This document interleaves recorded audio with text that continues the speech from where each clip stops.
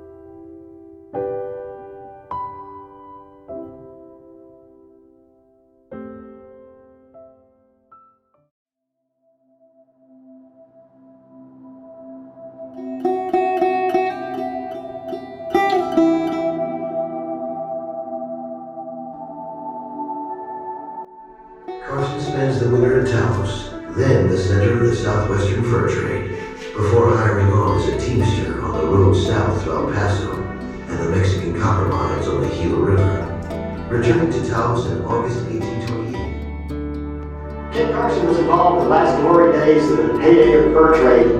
He knew people like Jim Richard, they were closely associated. Jim Beckworth, the famous Black Mountain Man.